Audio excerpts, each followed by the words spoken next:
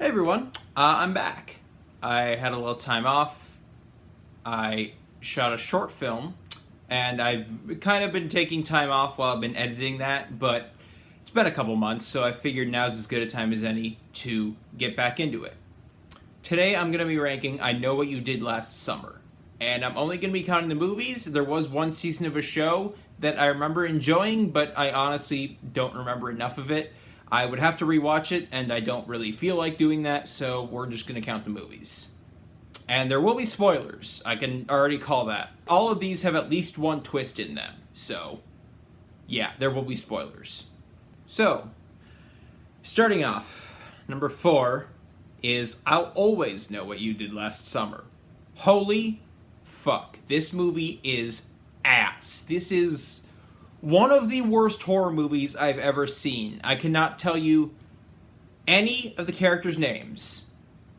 There is one actor I recognize, David something. He had a bit part in Man of Steel. He was in the show Flashpoint, and he was the asshole bully in AVP Requiem.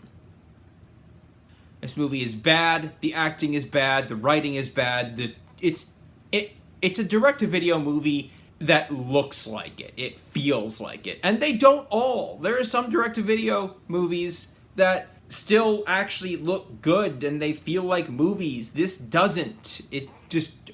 It's so bad. The whole idea of the fisherman killer is stupid and pointless. Because it takes place in a landlocked state, like hundreds of miles from the setting of the original. So, what was the point? And just tying it in with the originals, okay, there are ways to do that. But a zombie Ben Willis? What the fuck? I'm sure there's a stupider way they could have done it, but for the life of me, I can't think of it. The one thing I'll give this movie, the one thing it has going for it, the one cool thing it does, there is one kill that is awesome, and that is when, I don't know anyone's names here. The deputy. There's a deputy, there's a cop who gets impaled on a forklift.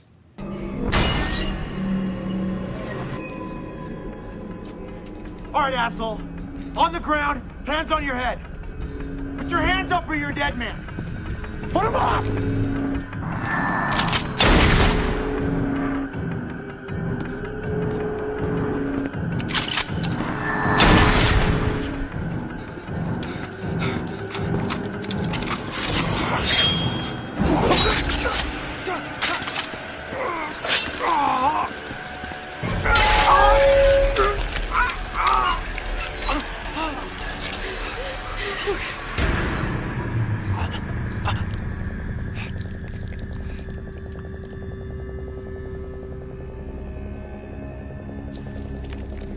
That is awesome. Why couldn't the rest of the movie be that awesome?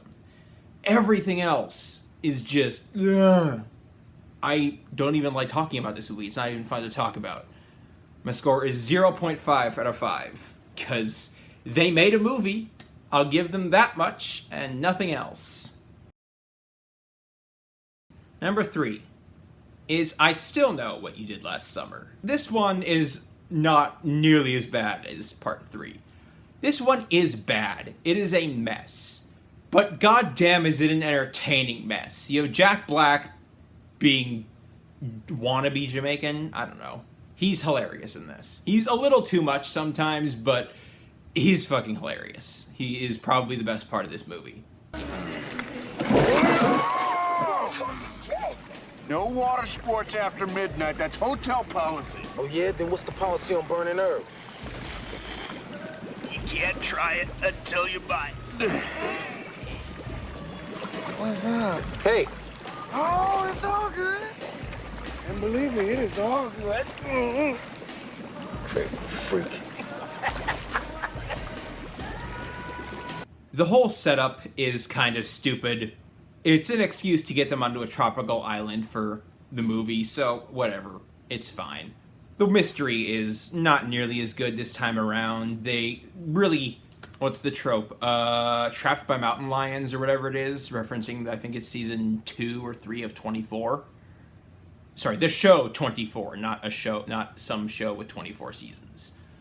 Where I think it's his daughter they had to have her involved, but they didn't have anything for her to do, so she was just trapped by mountain lions or something. It's like that, but with her boyfriend in this movie, where he's just like constantly trying to catch up and disconnected from everything else, and it feels sloppy.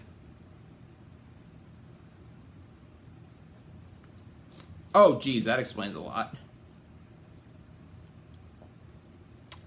Is my live reaction to learning that this is the director responsible for the 90s Judge Dredd movie. Whew.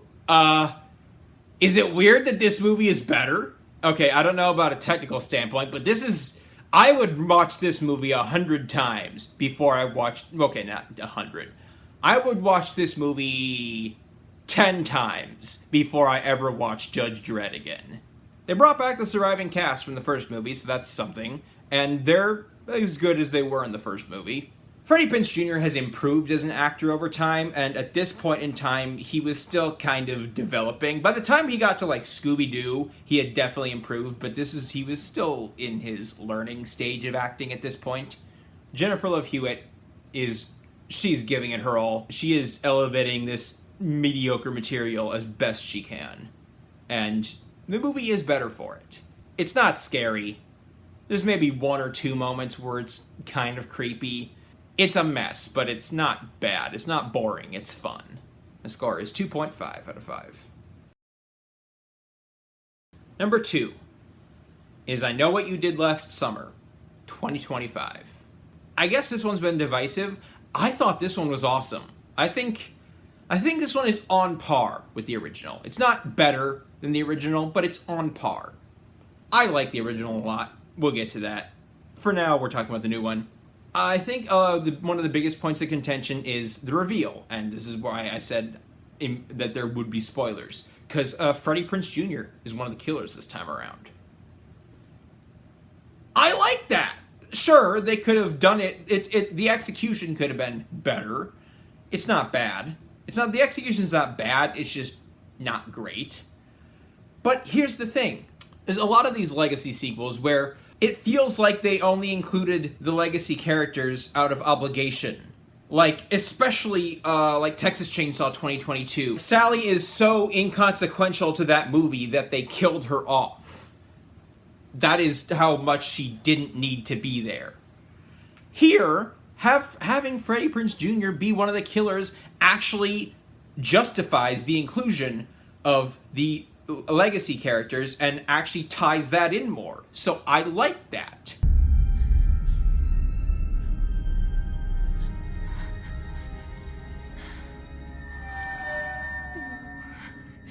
No, it's not my fault. It's not my fault. It's not my fault.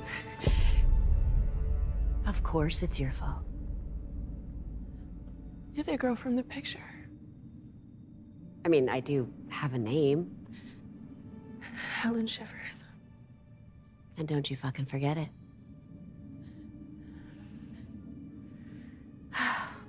I was Southport's very own Croaker Queen. Way back in... I really shouldn't date myself. 1996. Careful, sweetheart.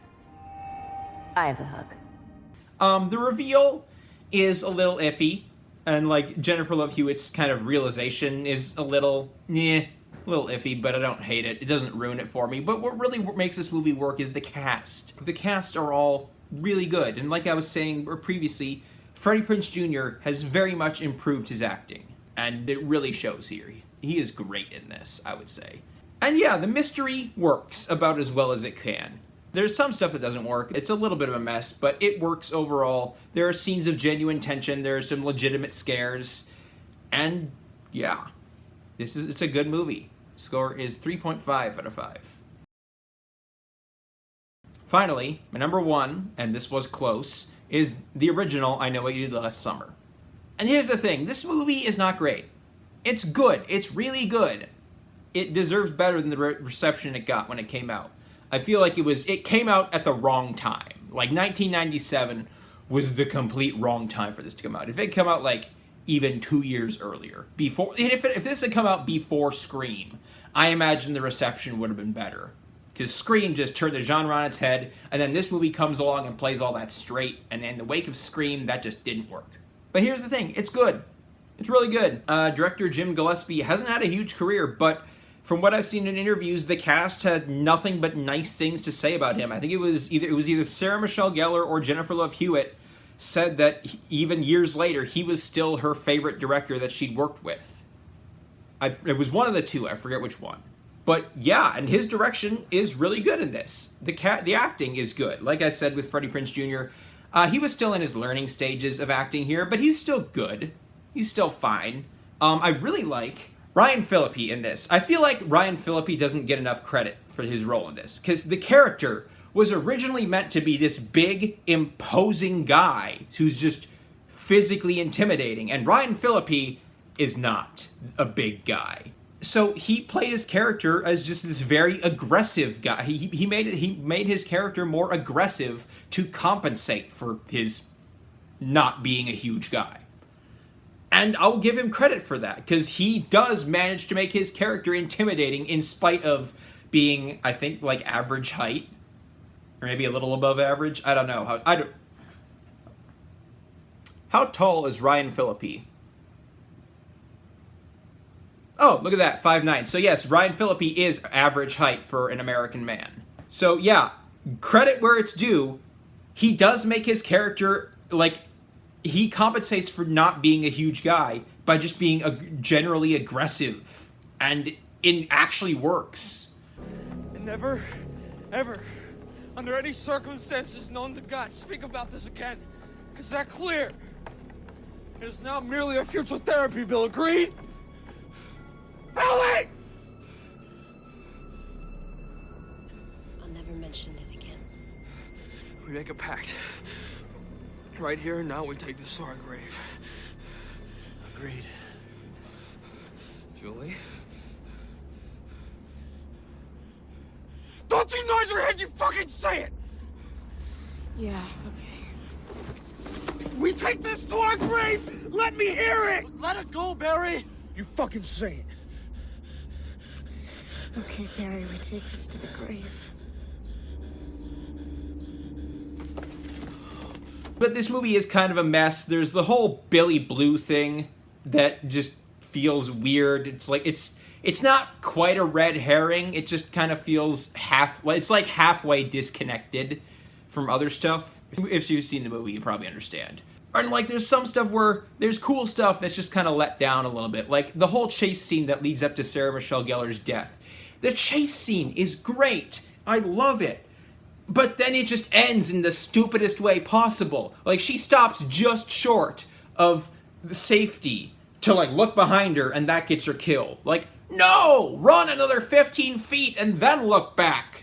But no, this is, I would say it is, I would put this in the cult classic category. It's a really good movie. I like that people have warmed to it over time. It deserves it. My score is 3.5 out of 5. Hey everyone, what's your ranking? Let me know down in the comments.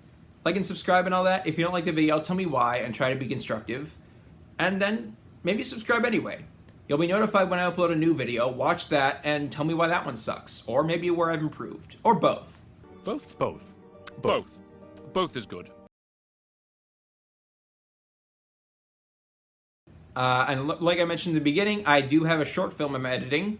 There will be a sneak peek of that coming. I don't have an exact date, but it'll be soon. In the next month, for sure. Don't have an exact date, but look forward to that. That's all for now.